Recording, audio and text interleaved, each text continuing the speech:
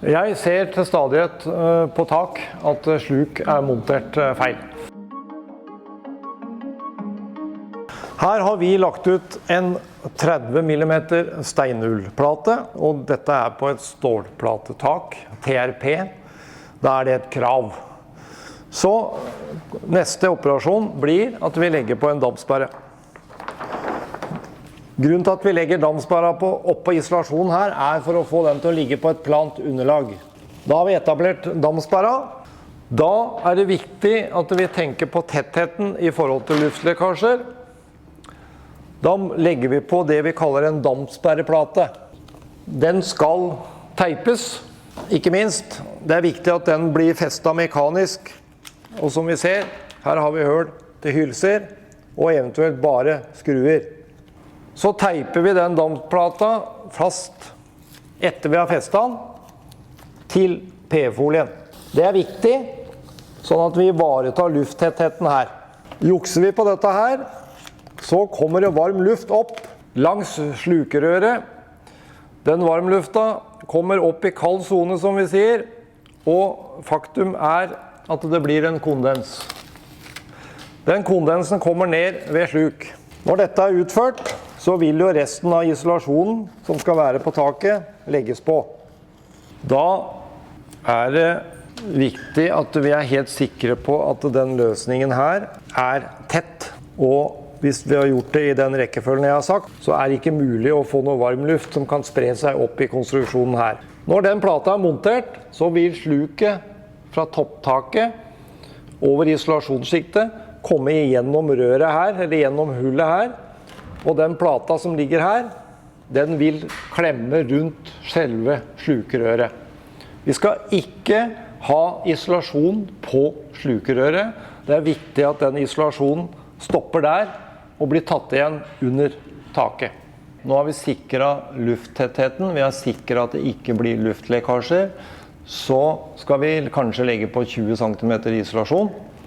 Det betyr igjen at sluket kommer på toppen av den isolasjonen. Det sluket skal igjennom denne plata, som da heter dampsperreplate. Når vi da begynner å rulle ut folien, etter vi ferdig med å isolere, så ruller vi ut banevaren over sluket, bare lager et lite hull så vi vet hvor det igjen, og så skal vi montere sluk. Det finnes flere typer sluk. Vi har 2 eksempler her. Det sluket kjenner alle, det det som Protan leverer ut til dere. Jual-sluk med en folieflems. Og så har vi sluk som har en løs klemring. Vi kan starte med Jual. Budskapet her, vi ruller ut folien, og så skal vi alltid sette sluket igjennom på topp, sånn. Vi skal alltid feste sluket mekanisk. Det muligheter for her. Og det også muligheter for å bruke bare en skrue. Og så klemmer vi det ned, og så sveiser vi den lappen som ligger i sluket. Hvis det et annet type sluk, for eksempel denne, vi gjør det på samme måten. Vi setter ned den, fester mekanisk, om mulig 4 festemidler. Hvis ikke på stål, så går det stort sett bare 2. Men vi skrur fortsatt sluket fast. Så, når vi skal tekke inn selve sluket, så må vi alltid, jeg sier alltid, bruke G-folie. Legger ut G-folien, åpner for boltene, legger klemringen over, skrur på skruene med mutteret, og litt forsiktig når vi begynner å skru, sånn at vi får en jevn trykk og en jevn fordeling for å dra folien ordentlig fast i klemringen. Det finnes også sluk som heter UV. De veldig sårbare i forhold til for stor kraft når vi drar til den klemringen.